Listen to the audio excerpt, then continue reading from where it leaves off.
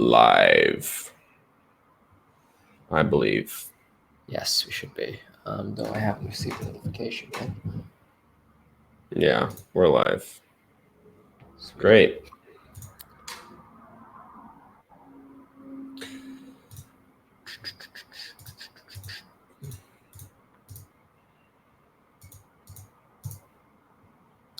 Welcome back to Alphabet Scoop. I'm back and Abner's back, and we're here for a good show today. I think we're going to talk about a few important things that have happened this week. It's been a relatively slow week, and it's been a relatively, I think, slow month for Google over the last, 30 days of 2020 now, 35 days, something like that.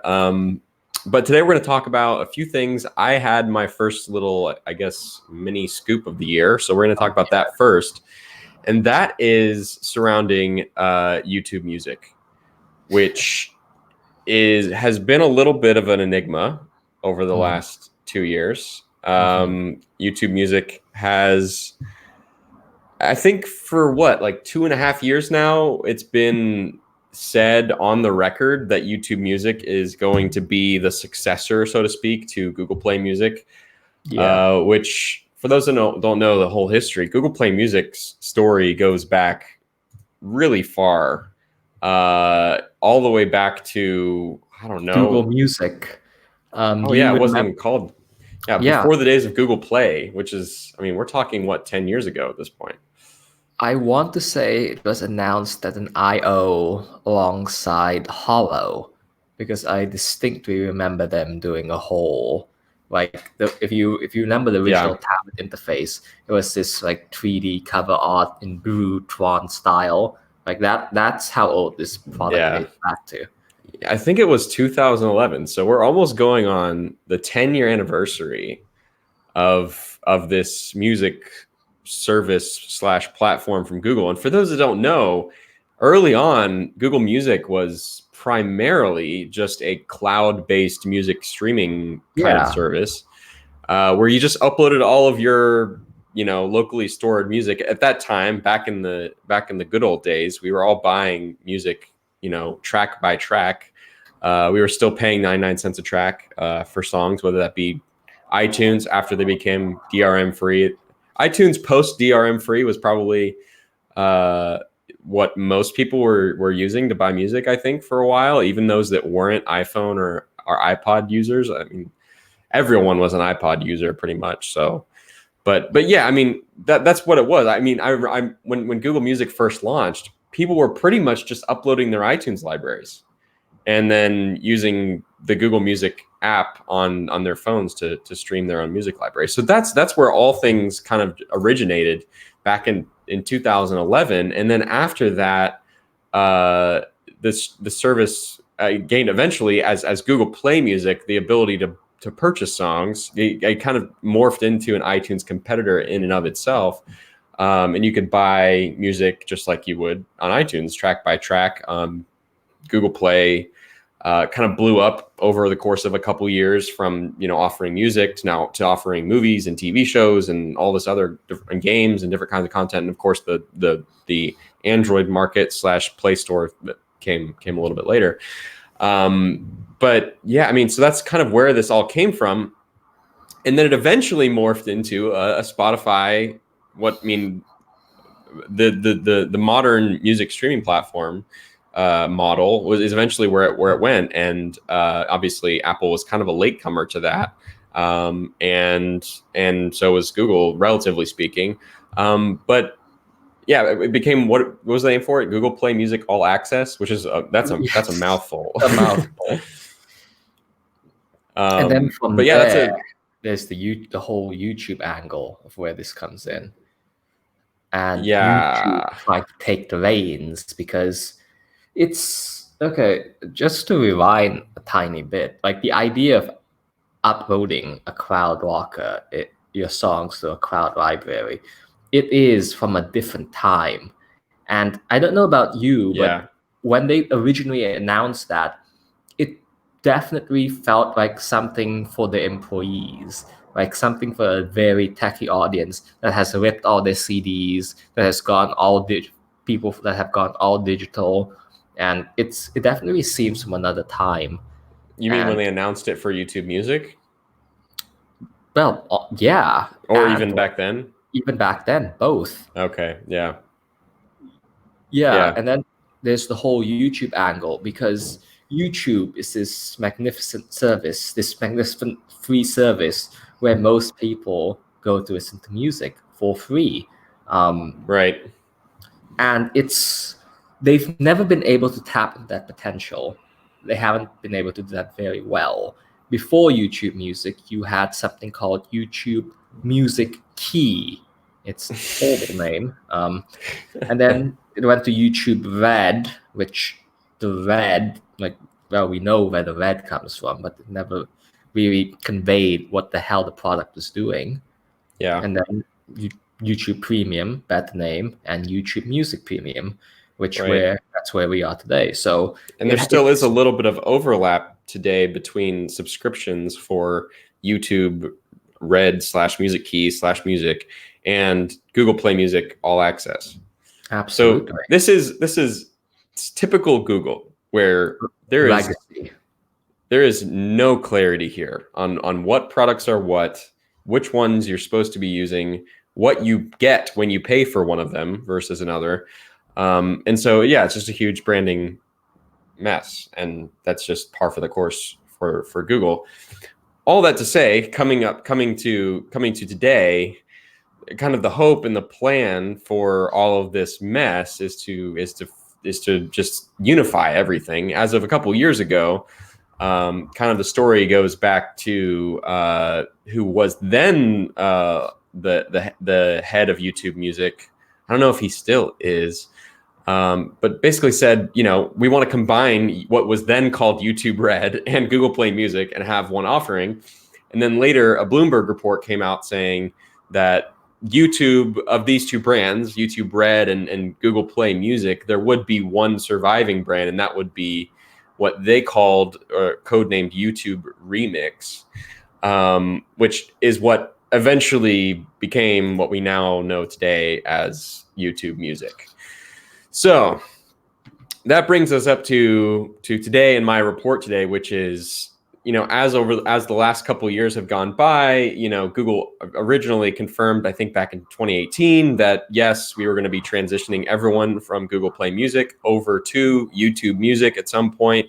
But at the time, it didn't really seem feasible because the current state of YouTube Music back then was basically a separate YouTube app that could play YouTube music videos.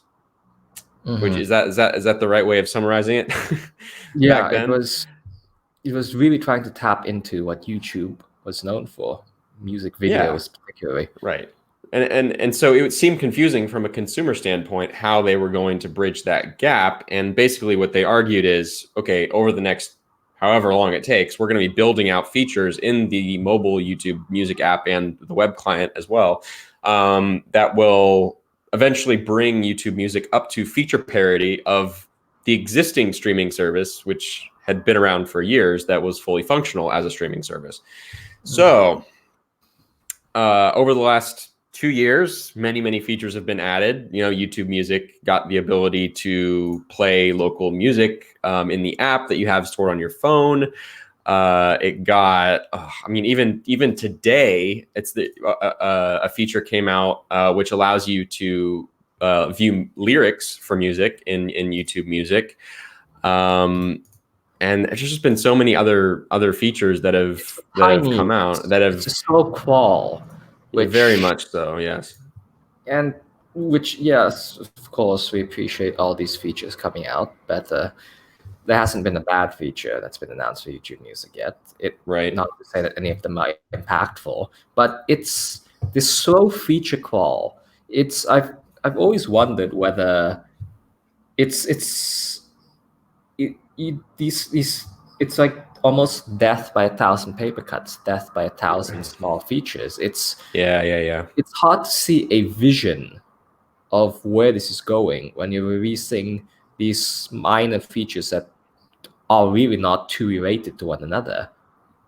Yeah, and it also muddies the message whenever, when YouTube Music does eventually reach feature parity, and it's very clearly a a natural kind of evolution of what Google Play Music was, which we're still not there yet, which we still haven't gotten to the whole point of this conversation, which is my report today. But, you know, even when it does reach that point, it's going to be confusing to people because, you know, up to now, there's been so many mixed messages about what YouTube Music is. There's been mixed messages of what YouTube Music Key and YouTube Premium and all these different brands that mean different things. And people have started to, I mean, I think if someone sees an ad for something YouTube Music related, okay, cool, I'll go check it out. They head to, you know, YouTube Music, the website or something like that.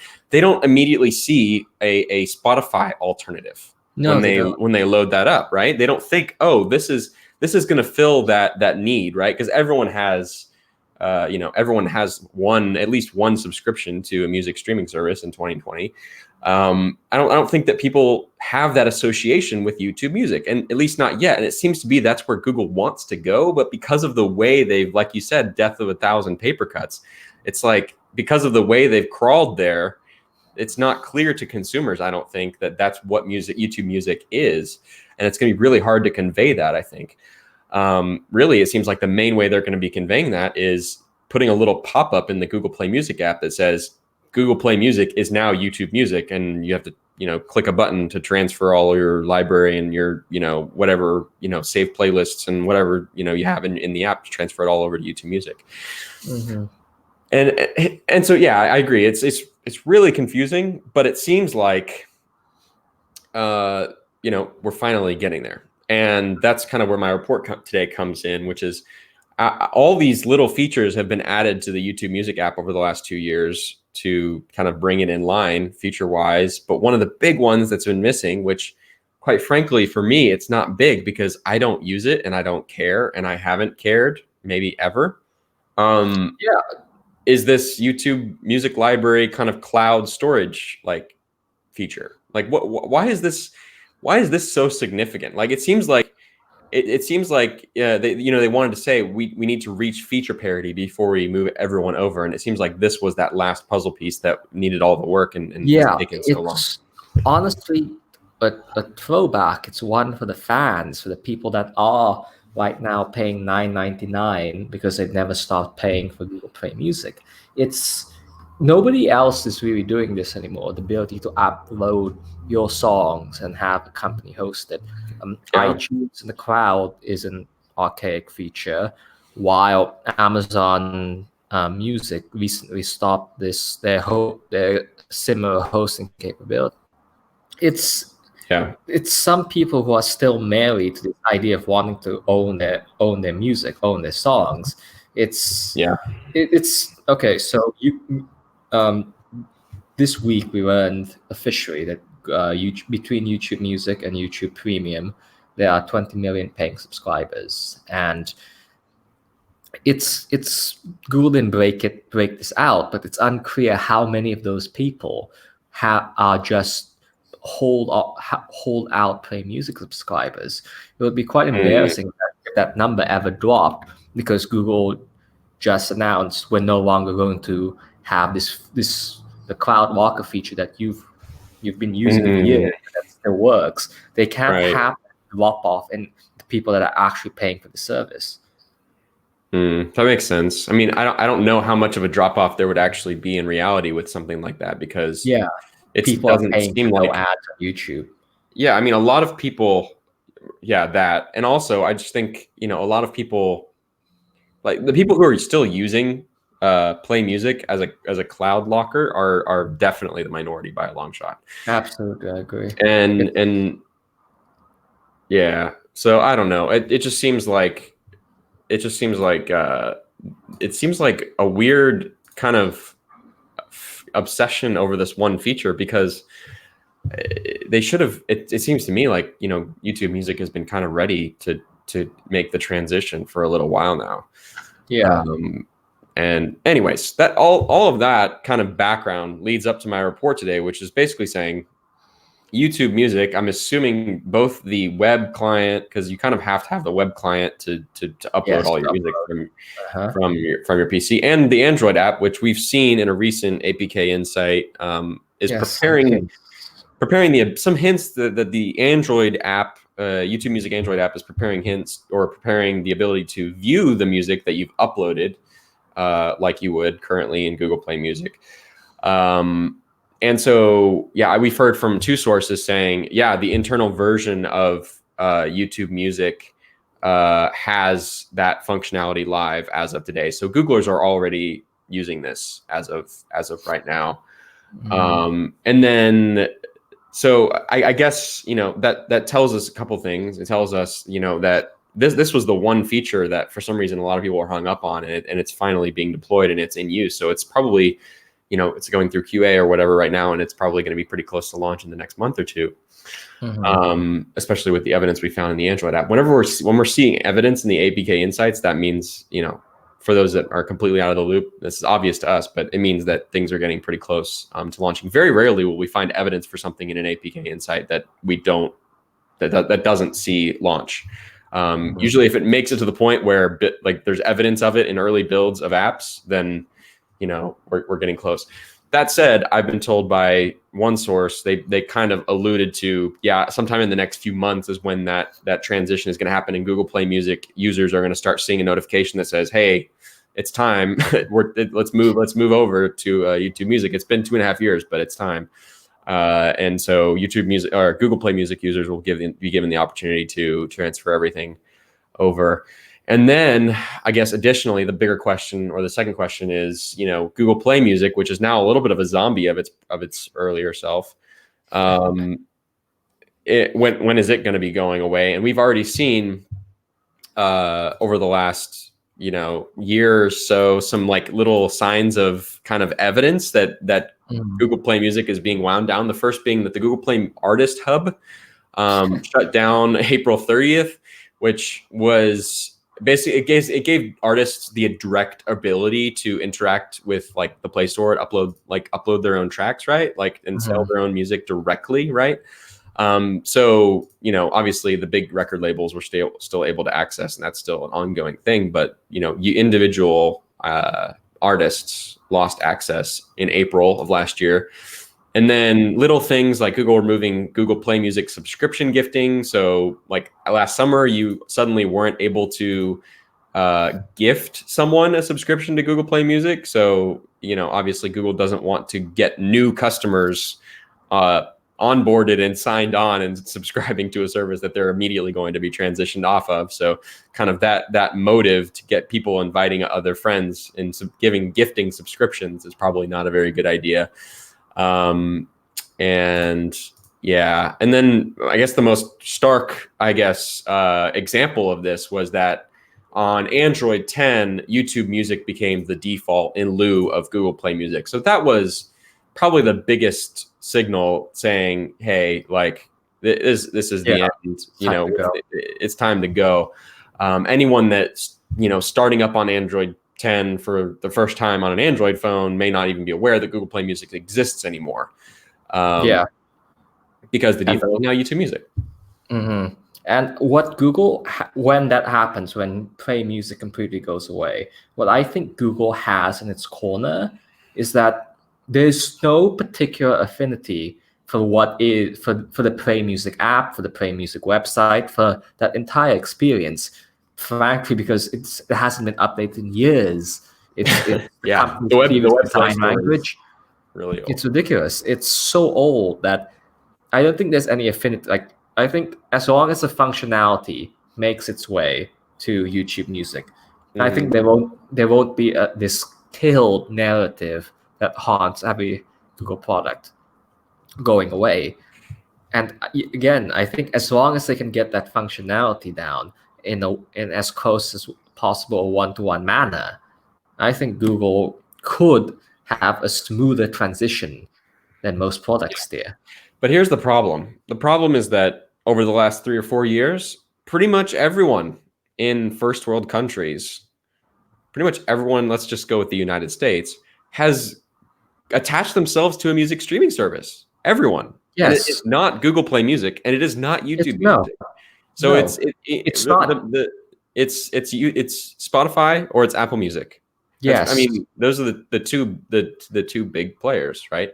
But people do not like paying. Yes, more and more people are paying for music subscription services, but there's a whole, like, I don't know, 18 and under demographic that just wants to listen to free stuff. I have friends that are like, they will still not pay for music. Why, when it's freely available? And then there's the other people who like ads, who don't mind listening to the free version of Spotify. This is something that Google can tap into, that YouTube specifically can tap into if it plays its cards right, if it makes a big deal about how they're offering something for free. And they just need to transition to the people who go to youtube.com and listen to music with videos, to just having this like audio experience with music.youtube.com. I think there is a path there, but they need to make a really big splash right now with everything and keep the existing people happy, even for just word of mouth. I just think that if we're only looking at people who don't see $8 a month as too much for access to the world's entire music library, I think that a lot of people are already deeply entrenched. I've been paying for Spotify for 5 years, and I don't see myself switching. Only not because I don't think that YouTube Music is good enough, which it's not.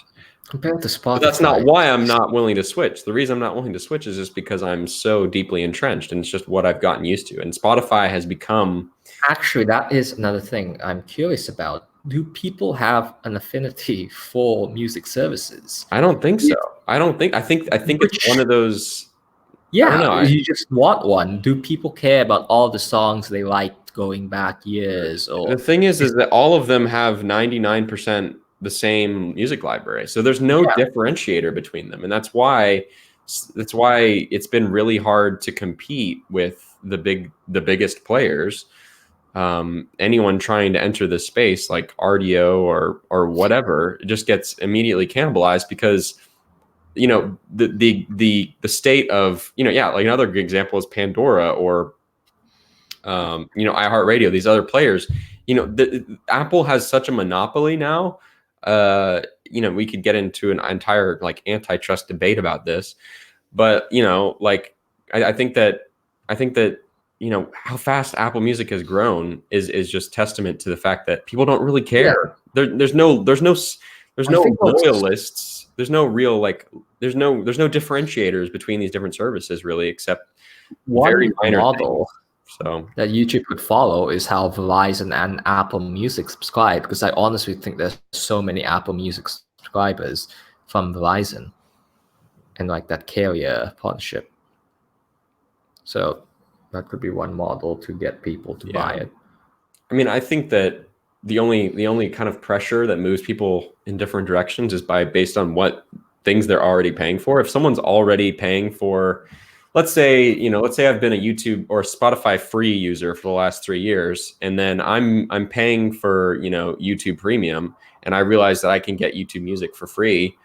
That might get me to switch because there's no real differentiator between the two features wise, right? Yeah.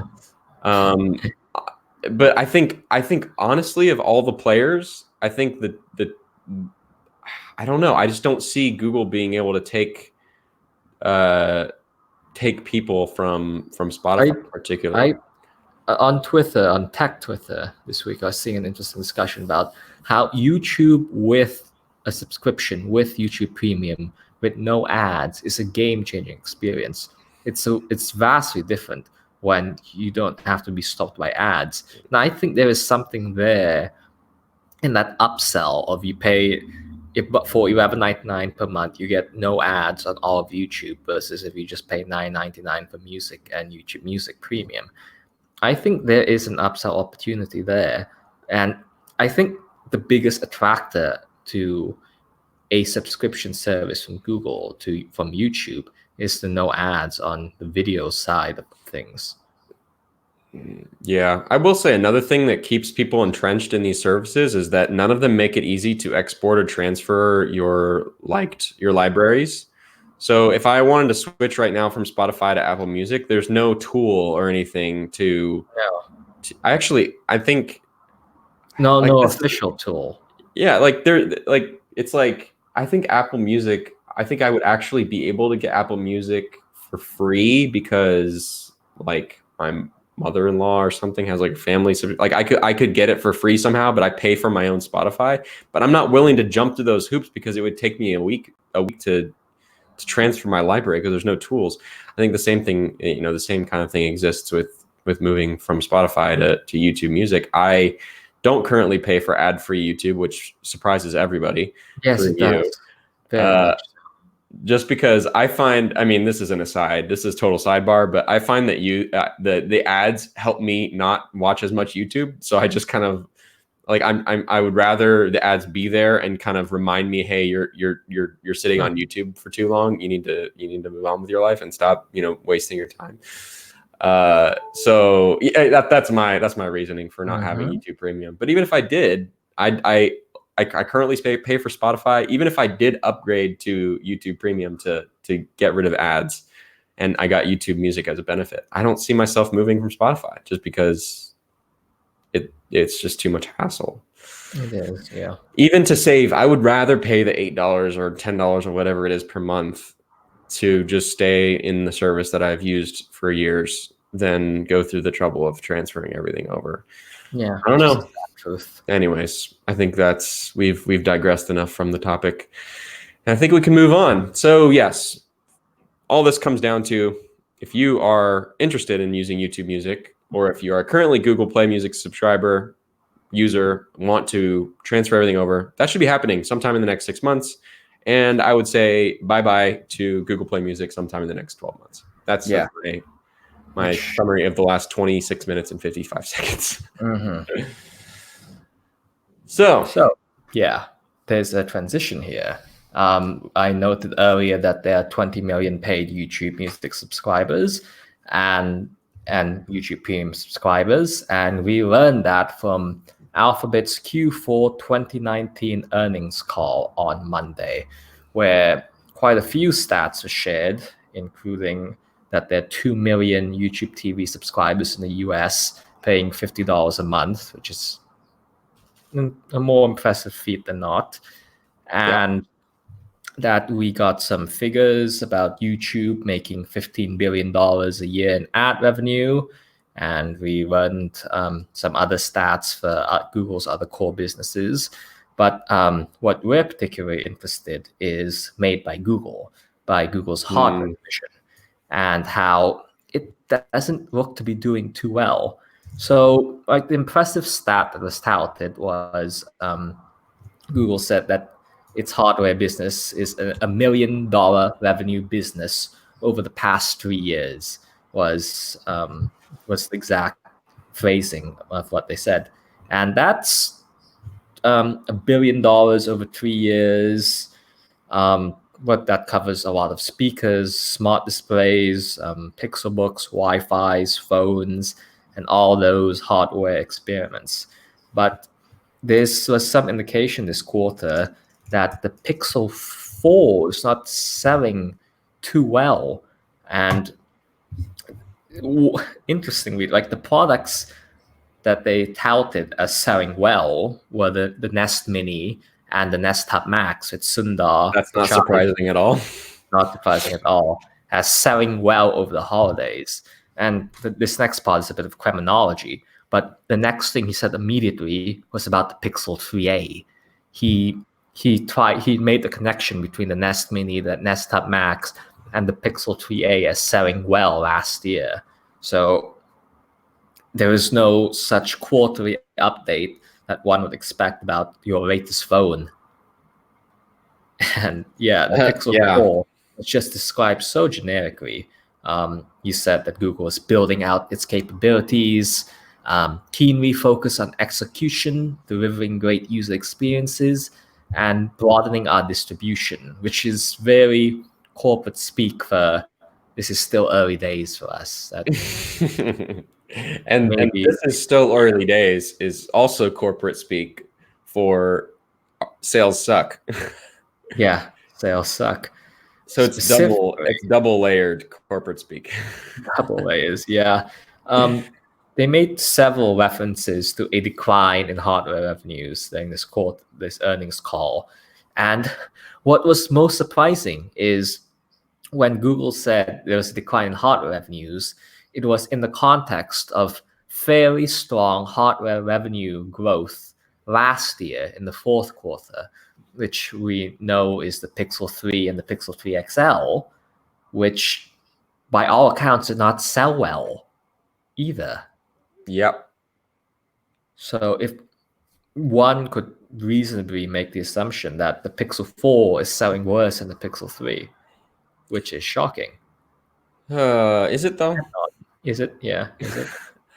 Yeah. So I think a few things to unpack here. One is, like you said, this is year over year negative sentiment about the premium smartphone growth. If Pixel 4 was selling better than Pixel 3, they would 100% say that on the conference call, on the earnings call. Or they would allude to it. They would say Pixel 4 sales are very strong or something, just something to suggest that things are looking up for the premium segment. And they don't. And they didn't last year either in comparison to the Pixel 2. So it sounds like was the Pixel 2 the peak? And that's bizarre to think about. With the Pixel 2, especially the Pixel 2 XL, having as many problems as it had, was the Pixel 2 XL the peak of premium Google Pixel sales so far? And if it is, that's really, really sad. Yeah. And it also would maybe explain part of why that is. If the Pixel 2 XL is the best-selling Pixel, so far, premium Pixel so far, that might explain why the 3XL and the 4XL, are doing so, or partly, very, very much partly. I mean, there's so many different layers to this. But I could definitely see someone buying the Pixel 2 XL on Google Pixel hype and then saying, "I'm good." Maybe I'm not gonna keep on down this road. So yeah, that's just really, it's unfortunate, but it does sound like, it's really interesting that Sundar is kind of alluding to this idea that I feel like I've mentioned on the podcast before, which is it seems like the premium pixels are kind of their playground. Yes. A little bit like it's their workout, or they're kind of just they're pushing themselves beyond their limit. Like Google has never been a company known for its hardware engineering or industrial design. Like these have never been things that Google has been that have been Google's strengths. And so, yeah, it seems like Google recognizes that that's an area that's worth growing in, even if it means selling a phone at a loss. Does that seem like a decent summary of what it seems like Sundar is saying here? Absolutely. In a lot of ways, it's a phone for them than it is for actual consumers, which there's a lot to unpack there. It's like, I think Soli and Motion Sense exemplify this so well. It's a technology that Google had for years and years, and that finally made its commercial debut at the Pixel 4. And honestly, there is no real demand for like cutting edge user interaction methods in what people want with their smartphones. Again, if we're taking the Pixel 2 XL as that peak, it's people, yes, there's a bar that Google needs to clear in terms of design and like making a modern phone. But after that, people don't want that much more. They just want the basic boring old phone, if these sales are what's the implication of these sales figures. Yeah. I guess the question becomes is what does that mean for the Pixel line going forward? Is it just going to, like, do you think that, I guess, their investment in doing these premium phones, and it's clearly having, residual benefits, right? There's certainly going to be residual benefits from trying to build and sell a premium phone. As we've seen with the Pixel 3a, I don't think the 3a could have existed without the 3 or the 2 or the original before it, right? There are so many learnings that went into being able to build a mid-range phone that actually stood out from the rest, right? Like I think we can genuinely say that the 3A stood out among a market of $300 and $400 phones as clearly the best, right? And that wouldn't have existed unless they invested all their time and money in building the premium phones. And so what does that mean? Do you think that Google has it in its unlimited kind of budget and capacity to just keep on building these premium phones every year, and maybe it will become something more significant than it is? Or do you think there's an expiry date of this project or this plan? Or do you think there's an expiry date for its leadership? Or do you think that, I don't know, what do you see as the kind of 5-year outlook? Do you think they're just going to keep trucking, keep doing the same thing they've been doing?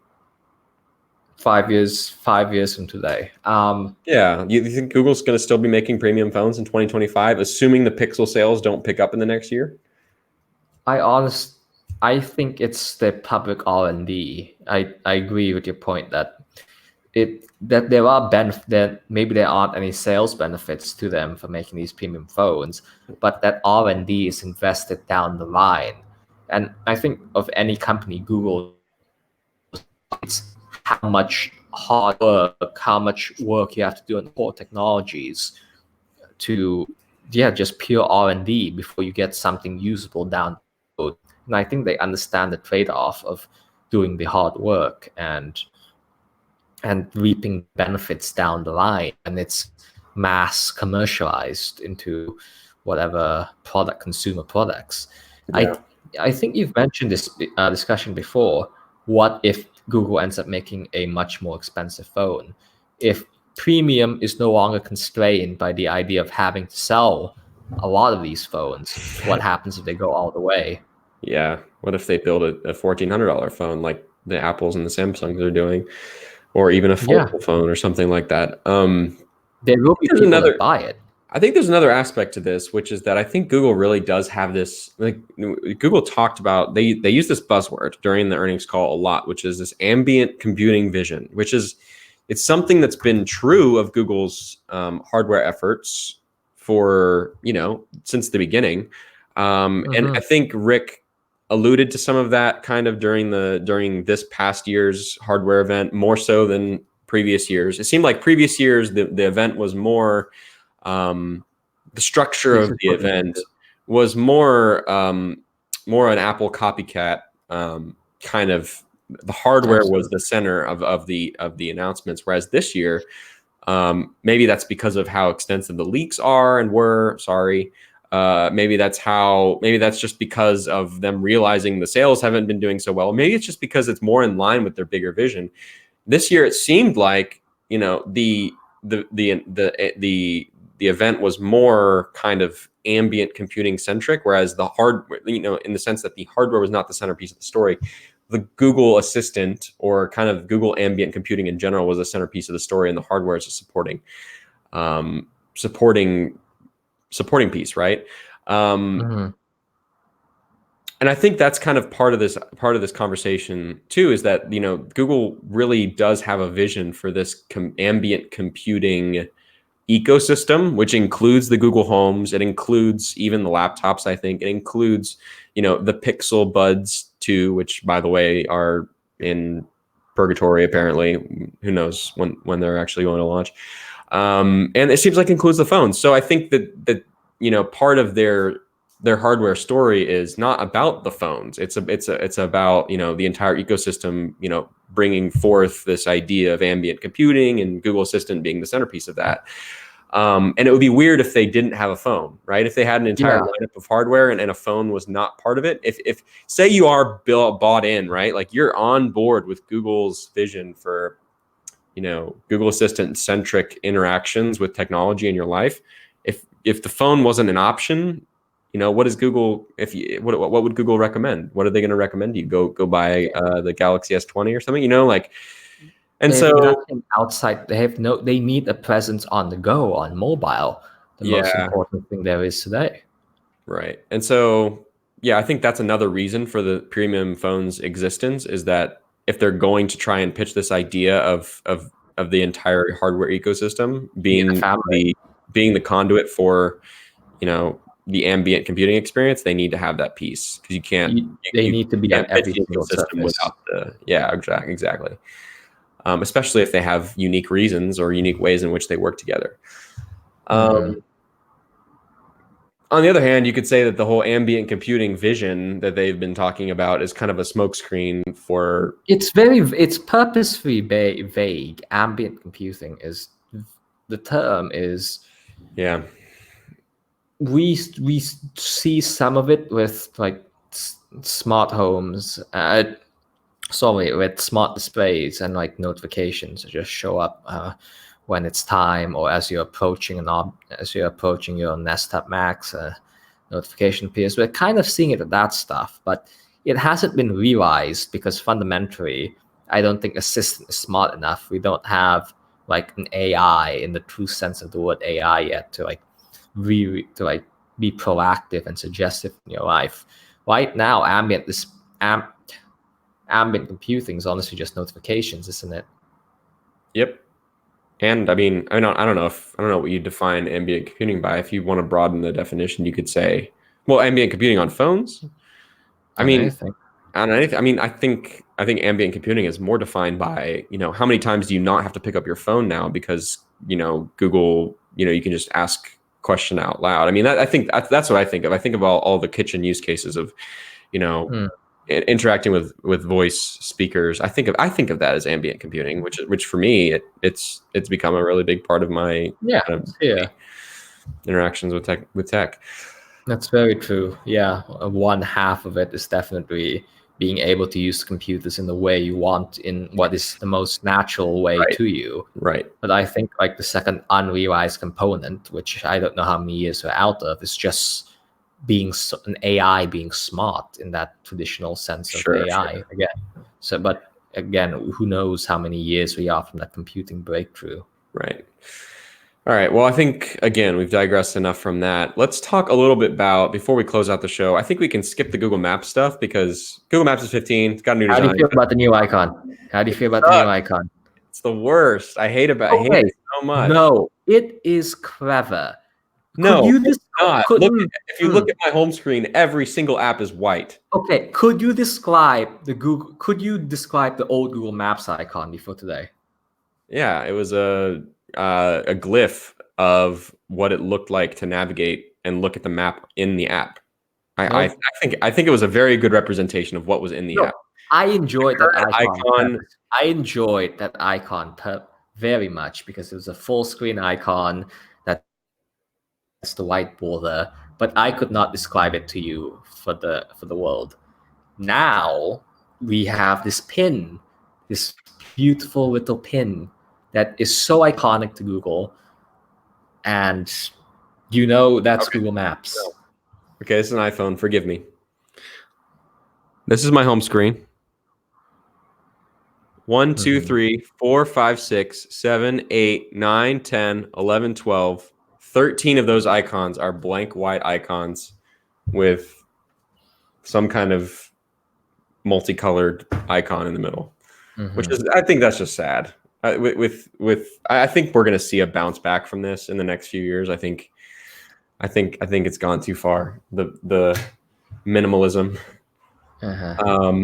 Anyways, yeah, I don't like it, but they do capture kind of the essence of what the Google Maps app icon has been since the beginning, because every single one of them has had this pin in one way or another. So this is the most condensed version of the icon, most simplified kind of idea that you could extract from the icon since the beginning. So I'll give them that.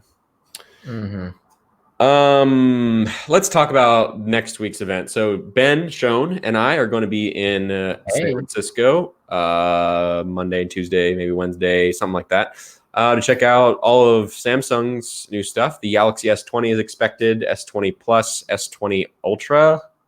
And then I guess the talk of the event is going to be this Galaxy Z Flip, which I don't really like that name. This is the hamburger to the Galaxy Folds hot dog. That's how I'll put it. And I'm still not feeling it. I'm doubting my vibe on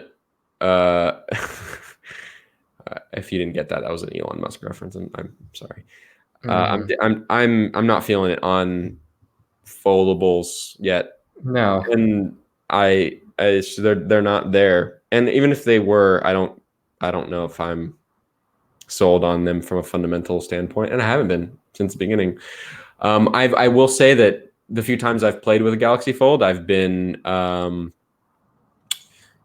pretty I guess impressed just from a technological standpoint. Like, it's an impressive feat innovation wise that they can do this. The execution, on the other hand, is pretty poor at best. Yeah. And I just don't see the practicality. Like, I would have to have one and use it in my day-to-day life, really, to maybe get a sense for why having the fold is a benefit, but I just don't see it. And maybe that's just because I'm ignorant and I'm fine with current Pixel 4, Pixel, iPhone 11. In general, you don't want to have to go back to babying your devices. We've gone so far. Oh, yeah. If anything, I want the opposite. I want to be able to treat them more and more like a tool and less like a precious object. Piece of, yeah, it's a real step backwards in terms of people's expectations for using technology. But yeah, it's going to be flashy. Yeah, and it's cool. It's cool, but that's about where my compliments on foldables end. And maybe a company, maybe Apple, will execute them in a way that, I mean, that's one of the things is like, I feel like Apple does such a better job of telling a story about why something is we've literally why something is materially or quantitatively better. Yeah, and I don't think that Samsung has told that story. Maybe they will next week. I'll give them the chance. But they made the case that that they're looking for new technologies to sell more phones to people, and I don't know if this is it. Right, that's my point. Like, it's really sad that that's the case that they're making. The case that they're making for foldables is that it's new, and that's generally not very convincing to me as a consumer. On other foldable news, Samsung is not the only one that is trying these. Moto just launched the Razr. It's shipping to customers, buyers, consumers right now. And it seems like this is an even worse case where pretty much all of the devices that are shipping are like fundamentally flawed. And I don't know if this is like I don't remember anyone talking about this during the event for all the press coverage for the Razr. But I am seeing like every reviewer that has one in their hands right now is talking about how it creaks and it sounds like it's breaking every time you open and close it. If that's the case on all of the units, I think there's going to be a lot of $1,500 spenders that are going to be pretty disappointed. But you get what you pay for when you're buying first gen technology that is. We should be no more so true with no more true. Yep. Yeah. So I don't really have any kind of. Do you have any like predictions or any kind of what are you most interested to see next week? What about next week's event is most interesting to you? For some reason, okay, so what immediately comes to mind is for why the Android Twitter account is. Oh wait, hold on. Yeah, let's clear the FUD on this tweet. Okay, so we got. Someone is asking us. We're going to bring in some I guess Q&A here at the end of the show for the last 10 minutes. If you have any questions, please ask us questions over on the right side here on YouTube or down below if you're watching on mobile, I believe. And we'll kind of answer your questions. This first one, we're asked any thoughts on the Android tweet for Samsung event. So yeah, what are your thoughts on that, Abner? It's just branding tweet, like the extent, like as the most Google-y thing that could happen is Google being on stage next week talking about how they're optimizing Android and apps for Android foldables. That's the extent. I don't think there's any deeper integration or anything happening here. It's odd though. I'll give them that, in that we've never really seen it before. But I don't think this is emblematic of any deeper partnership. Do you? I completely agree. I think that people are reading something into this that that's not there. I think that it's pretty normal for the Android account to tweet things that are congratulatory of the partner OEMs. Yep. Or teasing, or whatever.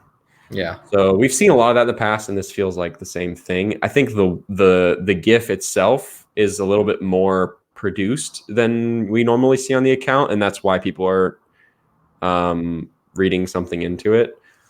But yeah, I don't think so. I think this is just a normal kind of promotional thing. Yeah. Yeah.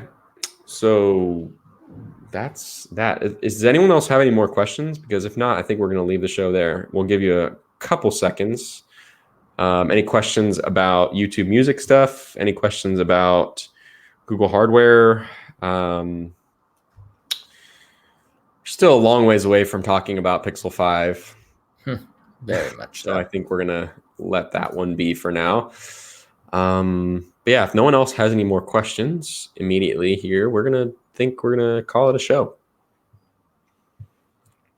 All right. We will call it there.